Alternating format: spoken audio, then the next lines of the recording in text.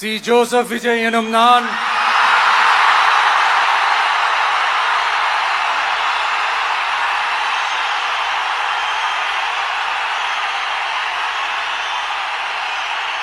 சட்டப்படி அமைக்கப்பெற்ற இந்திய அரசியல் அமைப்பின்பால் உண்மையான நம்பிக்கையும் மாறா பற்றும் கொண்டிருப்பேன் என்றும்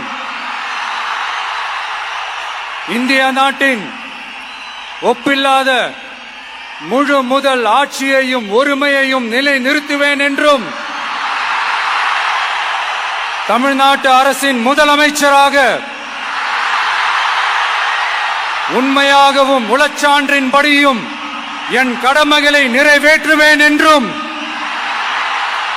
அரசியல் அமைப்பிற்கும் சட்டத்திற்கும் இணங்க அச்சமும் ஒருதலை சார்பும் இன்றி விருப்பு வெறுப்பை விலக்கி பலதரப்பட்ட மக்கள் அனைவருக்கும் நேர்மையானதை செய்வேன் என்றும் ஆண்டவன் மீது ஆணையிட்டு உறுதிமொழிகிறேன்.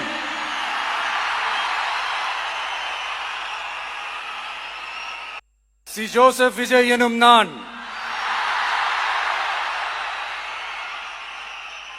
தமிழ்நாட்டு அரசின் முதலமைச்சர் என்ற முறையில் எனது கவனத்திற்குள்ளாவதும் தெரிய வருவதுமான எந்த பொருளையும் முதலமைச்சரின் கடமைகளை உரியவாறு நிறைவேற்ற தேவையான அளவுக்கன்றி ஒருவரிடமோ பலரிடமோ நேர்முகமாகவோ மறைமுகமாகவோ அறிவிக்கவோ வெளிப்படுத்தவோ மாட்டேன் என்று ஆண்டவன் மீது ஆணையிட்டு உறுதிமொழிகிறேன். என் நெஞ்சில் குடியிருக்கும்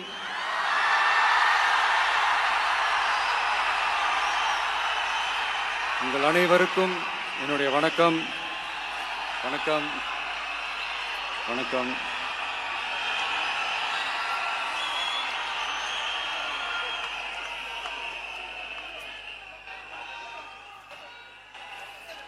என்ன சொல்றது, எப்படி ஆரம்பிக்கிறதுன்னு தெரியல.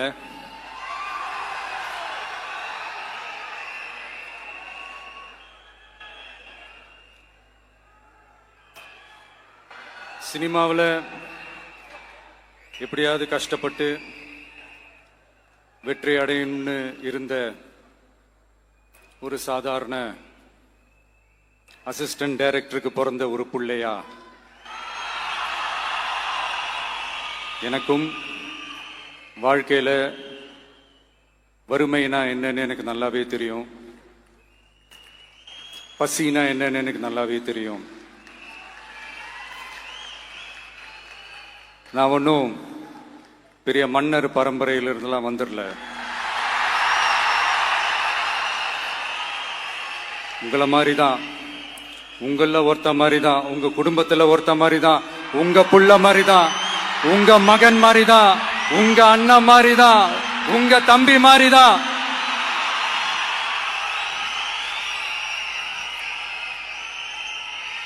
அப்படிதான் நான் உணர்றேன். நீங்களும் என்ன அப்படி நினைச்சதுனாலதான் சினிமாவில் எனக்கு ஒரு மிகப்பெரிய ஒரு இடத்த ஒன்று கொடுத்தீங்க. அதையெல்லாம் விட்டுட்டு உங்களுக்காக நன்றி கடன் செலுத்துறதுக்காக அரசியலுக்கு வந்த உங்க விஜய, இந்த விஜய, நீ வா விஜய், நாங்களா இருக்கோம், பாத்துக்கிறோம். விஜய் தம்பி நீ வா, நாங்க இருக்கோம். விஜய் தம்பி நீ வா, நாங்க இருக்கோம். அண்ணா நீ வாடா, நாங்களா இருக்கோம். நண்பா நீ வா நண்பா, நாங்களா இருக்கோம் சொல்லி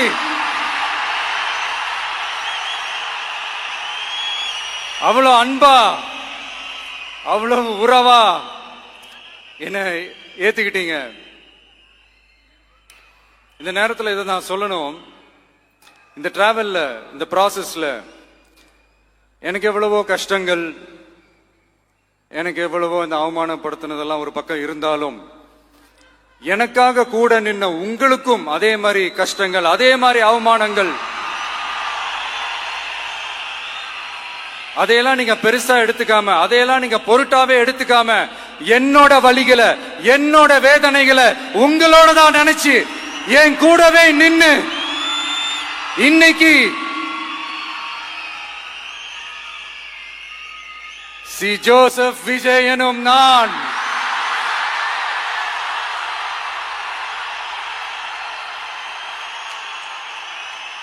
அத உண்மையாக்கி இருக்கிறீங்க.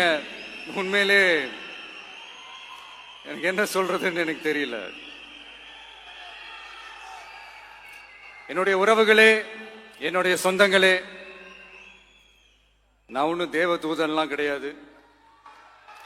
நானும் ஒரு இயல்பான ஒரு வாழ்க்கை வாழ்ற ஒரு சாதாரணமான மனுஷன்தான்.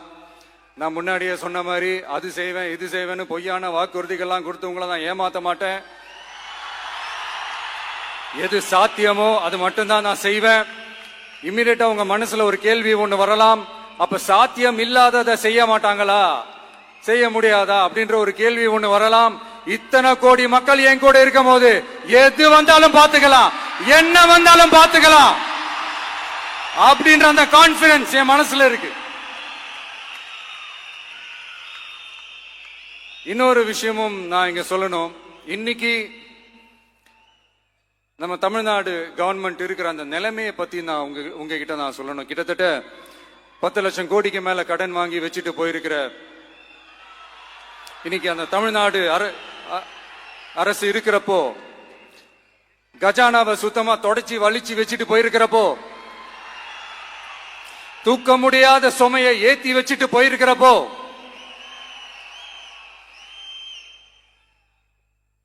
அப்படிப்பட்ட ஒரு நிலைமையில தான் இந்த பொறுப்பை நம்ம கையில் எடுத்திருக்கிறோம். உடனே நீங்க நினைக்கலாம், என்னடா இவர் ஏதோ பொறி வச்சு பேசுறாரா அப்படின்ட்டு. அப்படிலாம் எதுவுமே கிடையாது. உள்ள போய் பார்த்தாதான் தெரியும் எது எந்த நிலைமையில இருக்குன்னு, என்ன இருக்கு என்ன இல்ல, எது எந்த நிலைமையில இருக்கு எது எந்த நிலைமையில இல்ல. அதையெல்லாம் பார்த்துட்டு உங்களுக்கு ஒரு வெள்ளை அறிக்கையா அதை வெளியிடணும்னு நான் நினைக்கிறேன். ஒரு டிரான்ஸ்பரண்டான ஒரு கவர்மெண்டா, அதாவது இன்னைக்கு நம்ம தமிழ்நாடு கவர்மெண்ட் இந்த நிலைமையில தான் இருக்கு அப்படின்றத உங்ககிட்ட சொல்லிட்டு I just want to take it forward from there. அதைத்தான் நான் முதல்ல செய்யணும்னு நினைக்கிறேன். தமிழ்நாடு பொறுத்த வரைக்கும் யாரையாவது போய் ஏதாவது சந்திக்கணும் அப்படின்னா இந்த மூஞ்ச மூடிக்கிட்டு போய் சந்திக்கிறதோ,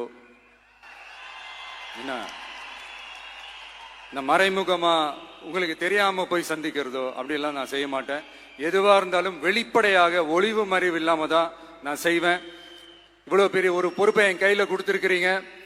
அதே நேரத்தில் எனக்கு கொஞ்சம் அவகாசமும் நீங்க கொடுக்கணும்னு நான் ரிக்வெஸ்ட் பண்ணி கேட்டுக்கிறேன். நான் சொன்னதையெல்லாம் படிப்படியா நிறைவேற்ற நான் ட்ரை பண்ணுவேன், நிறைவேற்றுவேன். அதே நேரத்தில் எனக்கு கொஞ்சம் அவகாசம் கொடுத்தீங்கன்னா எனக்கு கொஞ்சம் உதவியாகவும் ஒத்துழைப்பாகவும் இருக்கும். இது உங்களுடைய ஆட்சி. பெண்கள் பாதுகாப்பை ரொம்ப ஸ்ட்ரிக்டா வச்சிருப்பேன். போதைப் பொருள் கலாச்சாரம் அதை கண்ட்ரோல் பண்றதுக்கு என்னென்ன ஸ்டெப்ஸ் எடுக்கணும், என்னென்ன முயற்சிகள் எடுக்கணும், இன்னிலிருந்தே அதை நான் எடுப்பேன். நம்ம பசங்களை அதுல இருந்து காப்பாற்ற வேண்டியது நம்ம அரசனுடைய பொறுப்பு. அதே மாதிரி சட்டம் ஒழுங்கு எல்லாருக்குமான பாதுகாப்பை நான் உறுதிப்படுத்துவேன். என்ன அவமானப்படுத்துறவங்களாகவே இருந்தாலும், என்ன கஷ்டப்படுத்துறவங்களாகவே இருந்தாலும், அவங்களும் என் மக்கள் தானே. நண்பர்களாக இருந்தாலும் எதிரிகளாக இருந்தாலும் 8 கோடி மக்களும் என் மக்கள் தானே.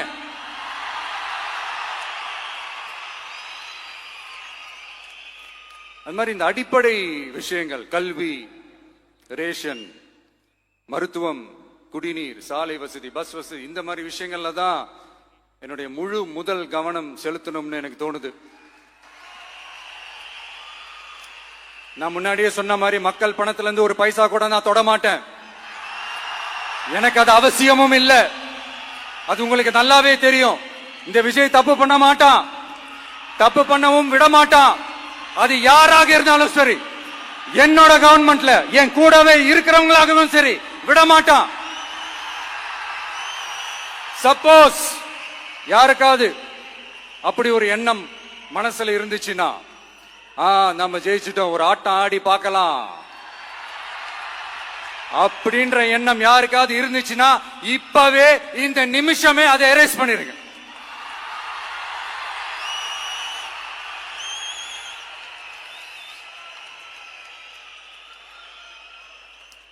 இங்க ஒரே சென்டர் தான், என் தலைமையில் உண்டான சென்டர். இந்த பக்கம் ஒரு சென்டர், இந்த பக்கம் ஒரு பவர் சென்டர், அங்க ஒரு பவர் சென்டர், அதெல்லாம் கிடையவே கிடையாது. இப்பவே சொல்லிடுறேன். பெண்கள், இளைஞர்கள், விவசாயிகள், அரசு ஊழியர்கள், ஆசிரியர்கள், உழைக்கிற மக்கள், மீனவர்கள் எல்லாருமே நம்ம டிவிக்கு அரசுல நல்லா இருப்போம், நல்லா இருப்போம், நல்லா இருப்போம். பிறப்புக்கும் எல்லா உயிர்க்கும் அப்படின்றத நம்ம சமரசம் இல்லாத அடிப்படை கோட்பாடு. சிறுபான்மை சகோதரர்களே, உங்களுக்காக நம்ம டிவிக்கு அரசு கூடவே நிற்கும். உங்களுக்கு அதுல எந்த விதமான சந்தேகமும் வேணாம். இந்து, முஸ்லிம், கிறிஸ்தவர்களுக்கான முகம்தான் இந்த விஜயனுடைய முகம். அதுல 100% நீங்க இந்த விஜயை நம்பலாம்.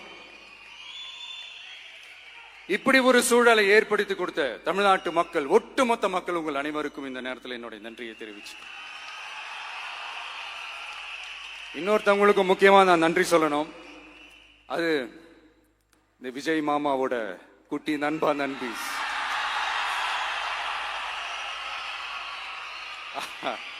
அவங்களாலதான் இது நடந்திருக்கு. உங்களுக்கு எப்படி நன்றி கடன் செய்யணும்? உங்களுக்காக உங்க ஃபியூச்சரை மைண்ட்ல வச்சுக்கிட்டு எல்லா நல்ல விஷயங்களையும் உங்களுக்காக இந்த விஜய் மாமா செஞ்சு கொடுப்பான். கான்பிடண்டா இருங்க. அதே மாதிரி இன்னொருத்தவங்களுக்கும் நான் முக்கியமா நன்றி சொல்லணும். உங்களை எப்படி நான் மறப்பேன்? நீங்க தான் என்னோட உயிராச்சு. தமிழக வெற்றி கழக தோழர்களே,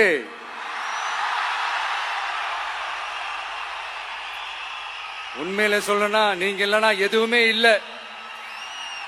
என்னோட கழக தோழர்களுக்கும், கழக நிர்வாகிகளுக்கும், வாக்கு சாவடி முகவர்களுக்கும், மை டியர் வர்ச்சுவல் வாரியர்ஸ், உங்கள் அனைவருக்கும் கோடான கோடி நன்றிகள். வாங்க எல்லாருமா சேர்ந்து ஒரு ஃப்ரெஷ் கவர்னன்ஸ், ஒரு நியூ கவர்னன்ஸ் ஒன்னு கொடுப்போம். This is a new beginning.